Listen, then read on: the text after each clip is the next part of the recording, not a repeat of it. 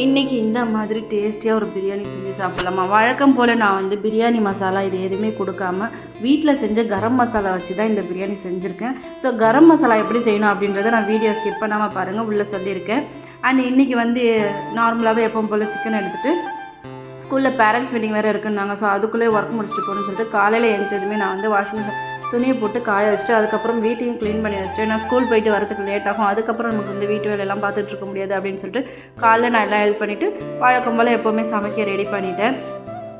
சும்மா நம்ம ஒரு 5 பேர் தான் வீட்டில் இருக்கிறவங்களுக்காக மட்டும் தேவையான அளவுக்கு நம்ம வந்து சிக்கன் வந்து பிரியாணிக்கு எடுத்து வச்சுட்டு மீதி வந்து 65 செஞ்சு வச்சிடலாம் அப்படின்னு சொல்லிட்டு இன்றைக்கி வந்து எப்பவும் போல் சிக்கன் 65 மசாலா, தயிர், எலுமிச்சப்பழம் அதெல்லாம் போட்டு அதுக்கப்புறம் இஞ்சி பூண்டு பேஸ்ட்டு, கரம் மசாலா இது கொஞ்சோண்டு, அதாவது வீட்டில் அரைச்ச கரம் மசாலா கொஞ்சம் எக்ஸ்ட்ரா நான் சேர்த்துக்கிட்டு அப்படியே சிக்கன் 65க்கு எல்லாமே போட்டு நான் எடுத்து ஒரு 2.5 மணி நேரம் ஊற வச்சுட்டேன். இதை நீங்கள் வந்து வேறு மெத்தடில் கூட செய்யலாம். அதாவது நீங்கள் வந்து சிக்கனை கழுவி எடுத்து வச்சதுக்கப்புறம் அதில் கொஞ்சம் ஒரு டம்ளர் பால், அதாவது இந்த சிக்கனுக்கு தேவையான அளவுக்கு திக்கான பாலை போட்டுட்டு அதில் எலுமிச்சை பழத்தை நீங்கள் வந்து புழிஞ்சி அதை ஒரு 1 மணி நேரம் ஊற விட்டு அதுக்கப்புறம் இந்த மசாலாவெல்லாம் போட்டு நீங்கள் ரெடி பண்ணால் கூட இன்னும் சாஃப்டாக ஜூஸியாக இருக்கும்.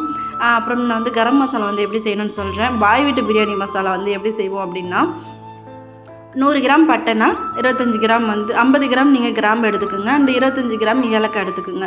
ஸோ சேம் 100 கிராமுக்கு நீங்கள் வந்து மிளகு, ஜீரகம், சோம்பு இது 3த்தையும் எடுத்து நல்லா பொன்னிறமாக வதக்குங்க. திராதிகம் மாசிக்காக இருந்ததுன்னா நீங்கள் அதையும் போட்டு வறுத்து எடுத்துக்கோங்க.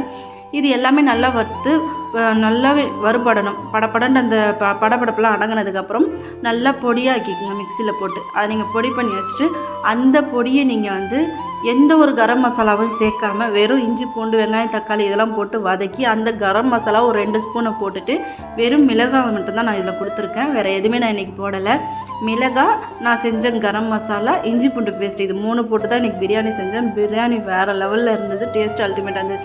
எப்போவுமே வழக்கம் போல் நான் வந்து பிரியாணி மசாலா அண்டு சிக்கன் மசாலா, கரம் மசாலா எல்லாமே நான் கொடுப்பேன். பட் இன்றைக்கி வந்து வெறும் இது 3 மட்டுமே கொடுத்தேன்.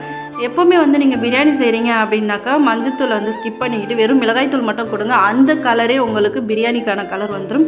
ஸோ ஒர்க்லாம் முடிஞ்சதுக்கப்புறம் கிச்சனை க்ளீன் பண்ணி வச்சுட்டு இந்த மாதிரி டேஸ்ட்டான ஒரு பிரியாணி செய்து சாப்பிட்றதுக்கு உட்காந்தாச்சு. மணி 2:30 இப்போ எல்லாமே இதுக்குள்ளேயே அடங்கிடுச்சு. எல்லா வேலையும் முடிச்சுட்டு டேஸ்ட்டாக கிறிஸ்பியாக ஜூஸியாக இருக்கிற சிக்கன் 65யோட பிரியாணி சாப்பிட்டாச்சு. இந்த வீடியோ கண்டிப்பாக உங்களுக்கு பிடிச்சிருக்குன்னு நினைக்கிறேன். இந்த மாதிரி வீடியோஸ் பார்க்கணுன்னா சேனலை ஃபாலோ பண்ணி வச்சுக்கோங்க. பிடிச்சிருந்தா லைக் அண்ட் ஷேர் பண்ணுங்கள். தேங்க்ஸ் ஃபார் வாட்சிங்.